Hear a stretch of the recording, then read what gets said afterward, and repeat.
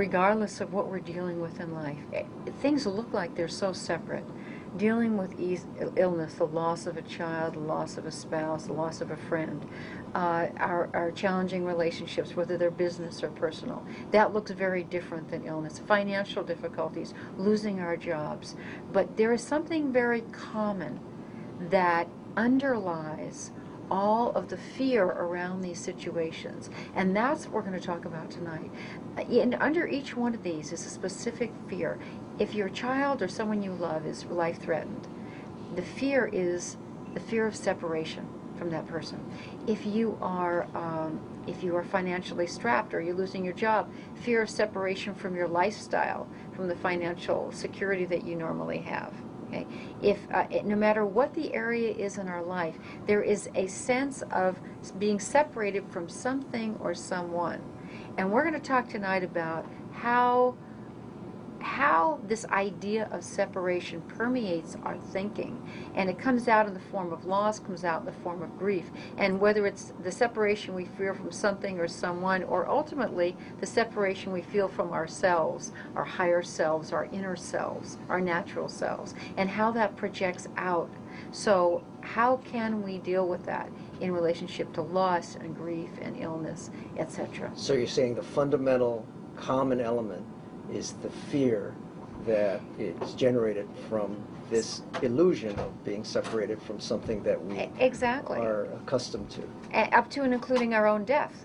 We think it's the fear of death, but what is the fear of death? But it's the fear of being separate from this life, from our bodies, going into an unknown. So yes, it's gigantic. It cuts across many areas of our lives. Exactly, and it's one that we hardly ever talk about. So there's a lot of denial around it. So we try to make it really simple in the sense of how can I identify this in my own life, and then what can I do about shifting my attitude about how I deal with these things, so that I can actually enjoy living before I die. That's great. That's wonderful.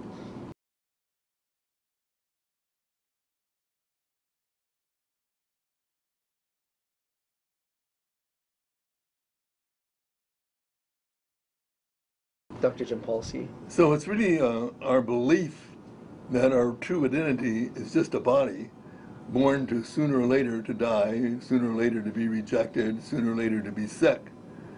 And as long as we hold on to that kind of identity and feel that's our only identity and continue that fear, we end up with controlling problems. We try to control everything in our lives and find out that we're not very successful at controlling other people. And attitudinal healing is really based on the premise that it's not people or other things that cause us to be upset. It's not our bodies that really cause us to be upset. It's the attitudes and thoughts in our mind that cause us to be upset. And if you think about it for a moment, that if we stopped making judgments, stopped condemning ourselves, having grievances with other people, can you imagine how peaceful we would feel and how much more joy and feeling and experience oneness? It's my feeling that the more that we can see other people as a Siamese spiritual twin of ourselves, that when we get upset with another people, we're really hurting ourselves, not other people. So what we'd like to talk about tonight is suggesting that we might take another look at what this is all about.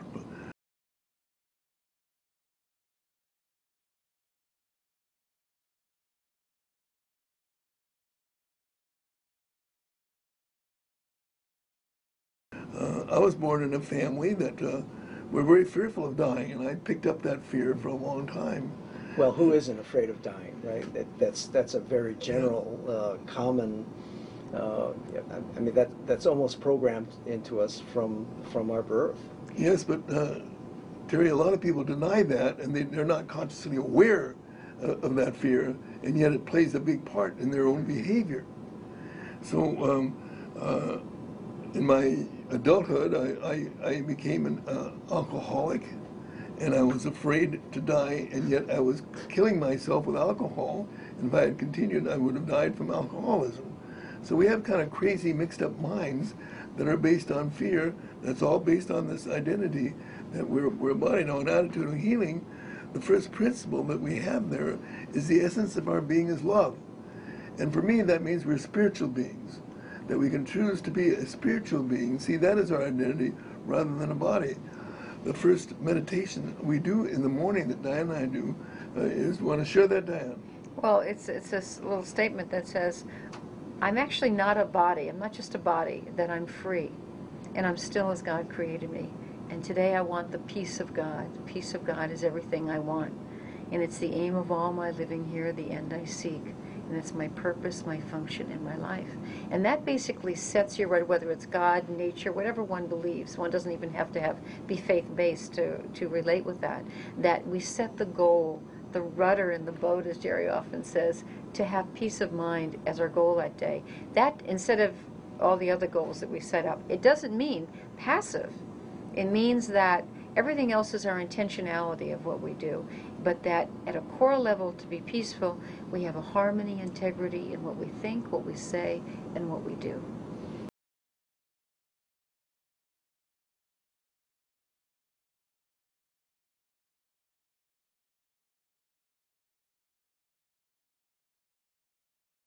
What you both just said just reminded me of a very ancient saying. I don't know if you're even aware of it, but it's in one of the most ancient books, the Bhagavad Gita, and it goes, "Be ever the same in gain or loss, in victory or defeat, in pleasure and pain, but ever be prepared."